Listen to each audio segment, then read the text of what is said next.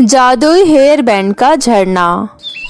बहुत समय पहले की बात है। राजस्थान में छोटा सा गांव था जिसका नाम रामपुर था। उस गांव में दो बहनें रहती थी। छोटी बहन का नाम शिवानी था और बड़ी बहन का नाम नेहा था। शिवानी बहुत ही सीधी और सच्ची थी, वहीं नेहा बहुत ही अहंकारी थी। गांव के सभी बच्चे शिवानी को बहुत चढ़ाते थे क्योंकि शिवानी के सर पर बहुत कम बाल थे। वहीं दूसरी बहन नेहा की तारीफ करते थे क्योंकि उसके सर पर बहुत घने काले रेशम से बाल थे। नेहा के माता पिता का देहांत शिवानी के जन्म के कुछ समय बाद ही हो गया था, जिसके बाद वो दोनों बहनें अकेली ही रहती थी और लोगों के खेतों में जाकर छोटे मोटे काम कर अपनी रोजी रोटी चलाती थी। एक दिन गांव के सभी बच्चे शिवानी का बहुत मजाक उड़ाते हैं। देखो आ गई, इसके सर पर तो एक ही बाल है। ऐसा लगता है कि मानो किसी टकले को देख लिया हो जिसके सर पर थोड़े बहुत बाल रहे हो। तुम इस कुछ बालों के साथ कितनी बदसूरत दिखती हो शिवानी। दीदी, अब तुम भी इन बच्चों के साथ मुझे चिढ़ाने लगी। अगर आज माँ बाबूजी जिंदा होते तो कोई भी मेरा मजाक न उड़ाता, वो मेरे कम बालों का इलाज करवा पाते। देख शिवानी, मैं ना तेरी माँ हूँ और ना ही पिता हूँ, मैं तेरी बड़ी बहन हूँ, लेकिन मैं तुझसे ज्यादा सुंदर हूँ, तो इसमें मैं क्या कर सकती हूँ। मेरे सर पर तेरे सर से ज्यादा बाल है, तो इतनी बदसूरत है, इसमें मेरी कोई गलती नहीं। तुम भी बाकी सब जैसे ही हो। दीदी, मुझे तुमसे ये उम्मीद नहीं थी। मैंने सोचा था मेरी बहन बहुत ही अच्छी होगी और मेरा साथ देगी, पर आप बिल्कुल ऐसे नहीं हो। तेरे कहने का क्या मतलब है कि मैं अच्छी नहीं हूँ? भूल मत, माँ बाबूजी के देहांत के बाद मैंने ही तुझे संभाला है, समझी? मैं भूली नहीं, मुझे याद है कि माँ बाबूजी के बाद आप ही हो जिसने मुझे संभाला, पर अब आप भी बाकियों जैसी ही लगने लगी हो, अहंकारी और घमंडी हो गई हो। तुझे शर्म नहीं आती अपनी बड़ी बहन से ऊंची आवाज में बात करते हुए? एक तो मैंने तुझ पर एहसान किया और तो मुझे ही बुरी बोल रही हो। शिवानी बहुत हताश होकर वहाँ से जंगल की ओर चली जाती है। चलते चलते उसे रास्ते में एक मेहंदी का पेड़ दिखाई देता है जो प्यास से रो रही होती है। उस रोती हुई आवाज को सुनकर शिवानी उस आवाज का पीछा करती है। आवाज का पीछा करते करते वो मेहंदी के पेड़ के पास पहुंच जाती है। पेड़, तुम रो क्यों रहे हो? क्या तुम्हें भी किसी अपने ने चोट पहुंचाई है या तुम भी अपनी किस्मत से हताश हो गए हो? मुझे बहुत ही प्यास लगी है और यहाँ मुझे पानी पिलाने वाला कोई नहीं। क्या तुम मुझ पर एक एहसान कर सकती हो? मुझे तालाब से थोड़ा पानी लाकर पिला सकती हो? हाँ, क्यों नहीं, ये भी कोई कहने वाली बात है, मैं अभी लाती हूँ। शिवानी तालाब की ओर चल पड़ती है। थोड़ी दूर चलते ही उसे एक पानी का तालाब मिलता है। उसके बाद शिवानी तालाब से पानी ले जाकर उस पेड़ को पिलाती है। तुम्हारी प्यास बुझी या मैं और पानी लाऊं? मेरी प्यास बुझ गई। तुम्हारा धन्यवाद जो तुमने मुझे पानी दिया। तुम बहुत ही अच्छी हो। धन्यवाद, लेकिन अब मैं अपने घर बिल्कुल नहीं जाऊंगी। लेकिन ऐसा क्यों? उसके बाद शिवानी उस पेड़ को सारी बात बताती है। सब सुनने के बाद पेड़ कहती है, तुम यहाँ से सीधे चली जाओ। ठीक है, जैसा तुम कहो, मैं यहाँ से सीधे चली जाती हूँ। शिवानी वहाँ से आगे बढ़ती है और चलती जाती है। चलते चलते उसे रास्ते में एक घायल पक्षी की आवाज सुनाई देती है जो दर्द से कराह रहा था। कोई मेरी मदद करो, मैं घायल हूँ, मुझे बहुत ही दर्द हो रहा है। शिवानी एक बार फिर से एक अनजान आवाज का पीछा करती है और चलते चलते वो उसी पक्षी के पास पहुंच जाती है। अरे नहीं, इस पक्षी को तो चोट लगी है, मुझे इसकी मदद करनी होगी। मुझे बहुत ही चोट लगी है, कृपया करके मेरी मदद करो, मुझे बहुत ही दर्द हो रहा है। रुको रुको, मैं कुछ करती हूँ। शिवानी को पास में ही नीम का पेड़ दिखता है। वो उस नीम के पेड़ से कुछ पत्तियाँ तोड़ती है और उन पत्तियों का रस निकाल उस पक्षी की चोट पर डालती है। उसके बाद अपनी चुन्नी से एक छोटा टुकड़ा फाड़ उसकी चोट पर बांध देती है, जिससे उस पक्षी को बहुत ही आराम महसूस होता है। तुम्हारा धन्यवाद, तुमने मेरी इतनी मदद की, मैं तुम्हारा एहसान कभी नहीं भूलूंगा। तुम बहुत ही अच्छी हो। इसमें एहसान की कोई बात ही नहीं थी। तुम घायल थे और तुम्हारी मदद करना मेरा फर्ज था।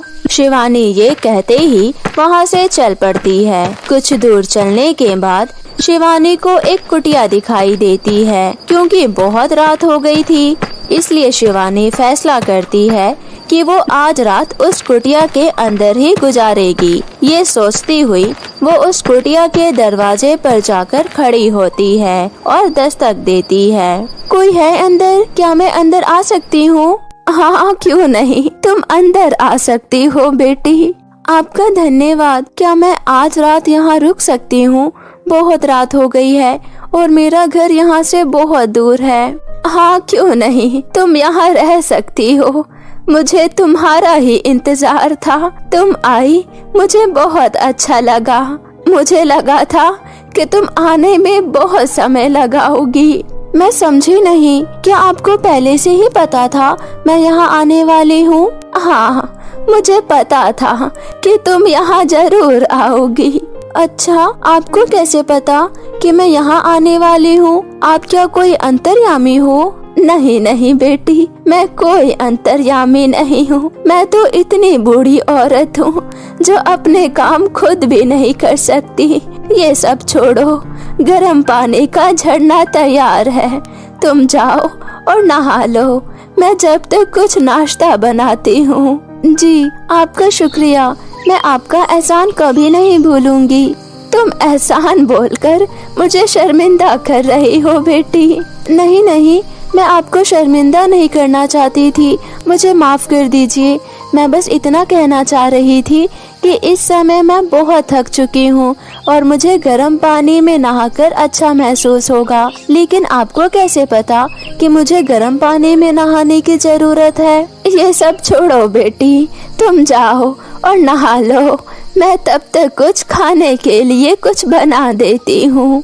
शिवानी उस बूढ़ी औरत के व्यवहार से आश्चर्यचकित थी, लेकिन इन बातों पर ज्यादा ध्यान नहीं देती और वो उस गर्म पानी के झरने के नीचे नहाने चली जाती है। उसे उस गर्म पानी के झरने में नहाकर बहुत अच्छा महसूस हो रहा था। नहाने के बाद शिवानी अपने सर को एक तौलिए से बांध लेती है और कुछ देर बाद तौलिया हटाते ही वो देखती है कि उसके सर पर एक हेयर बैंड लगा हुआ है। वो हेयर बैंड देखकर शिवानी बहुत हैरान थी और तभी देखते ही देखते उसके सर पर बहुत सारे बाल भी आ जाते हैं। ये सब देखकर शिवानी थोड़ा घबरा जाती है, लेकिन उसकी घबराहट उसकी खुशी से बढ़कर नहीं थी। वो उस बूढ़ी अम्मा के पास जाती है और पूछती है, ये देखो, ये कैसा करिश्मा है? मेरे सर पर कुछ समय पहले सिर्फ 2-4 बाल ही थे और अभी इतने सारे बाल कैसे आ गए? और ये हेयर बैंड, ये मेरे सर पर कैसे आ गया? ये मेरा नहीं है, क्या ये आपका है? नहीं बेटी, ये तुम्हारा ही है। ये एक जादुई हेयर बैंड है जिसे एक सच्ची और ईमानदार लड़की का इंतजार था और तुम ईमानदार भी हो और बहुत दयालु भी। ये हेयर बैंड सदियों से एक गर्म पानी के झरने में तुम्हारा इंतजार कर रहा था। आपका बहुत बहुत शुक्रिया अम्मा, आपने मुझ पर फिर से एक एहसान कर दिया। मैं आपका ये एहसान कैसे चुकाऊंगी, मुझे समझ में नहीं आ रहा। बेटी, तुम एहसान बोल बोल कर मुझे बार बार शर्मिंदा कर रही हो। मैंने तुम पर एहसान नहीं किया, बस तुम्हें सही रास्ता दिखाया जिसके तुम हकदार हो। आपका धन्यवाद अम्मा। चलो, अब नाश्ता तैयार है, तुम चलकर खा लो। बहुत दूर से चलकर आई हो, तुम्हें भूख लगी होगी। हाँ, मुझे भूख तो लगी है, चलो चलकर खाना खाते हैं अम्मा। खाना खाने के बाद शिवानी सोने चली जाती है और सुबह होते ही अपने घर की ओर निकल पड़ती है। जब वो जंगल के अंदर जाती है तो वो उसी पक्षी को देखती है जिसकी उसने मदद की थी। वो पक्षी अब बिल्कुल ठीक था। शिवानी ये देख बहुत खुश होती है कि वो अब बिल्कुल ठीक है और उसकी चोट भी पहले से बेहतर है। मैं पक्षी शिवानी का एक बार फिर से धन्यवाद करता हूँ। शिवानी मुस्कुराते हुए आगे की ओर बढ़ने लगती है। चलते चलते वो उस मेहंदी के पेड़ को भी देखती है जिसे उसने पानी पिलाकर मदद की थी। वो पेड़ भी उसका एक और बार धन्यवाद करता है। शिवानी मुस्कुराकर आगे की ओर बढ़ चलती है और वो कुछ ही समय बाद अपने घर पहुंच जाती है। सभी लोग शिवानी को देख बहुत हैरान थे कि उसके सर पर इतने सारे बाल कहां से आए और वो इतनी सुंदर भी लग रही थी। सभी उससे पूछने लगते हैं, अरे ए शिवानी, इतने लंबे बाल कैसे आ गए तेरे सर पर? कल तक तो तेरे सर पर सिर्फ एक ही बाल था और आज बालों का इतना बड़ा गुच्छा तेरे सर पर कैसे उग गया? हमें भी तो बता, आखिर तूने रात भर में ऐसा क्या लगाया अपने सर पर जो इतने लंबे लंबे और घने बाल उग गए तेरे सर पर? शिवानी उन सब की बातों को नजरअंदाज करते हुए अपने घर की ओर चली जाती है और जब वो अपने घर पहुंचती है तो देखती है उसकी बड़ी बहन नेहा खाना बना रही है। नेहा शिवानी को देखते ही आग बबूला हो जाती है। क्यों रे, कल रात कहाँ थी तू? दीदी, मैं कल रात जंगल पार करते समय खो गई थी। तभी मुझे एक कुटिया दिखाई दी जिसमें एक बूढ़ी अम्मा रहती है। मैं तो डर चुकी थी कि उस घने जंगल में मैं पूरी रात कहाँ रहूंगी। तभी उन अम्मा ने मुझे अपने कुटिया में रहने की इजाजत दी। अच्छा, और तेरे इतने लंबे बाल कैसे हो गए? ये उन बूढ़ी अम्मा का ही कमाल है। उनके गर्म पानी के झरने ने मुझे एक हेयर बैंड दिया जिसे लगाने के बाद मेरे इतने लंबे बाल हो गए।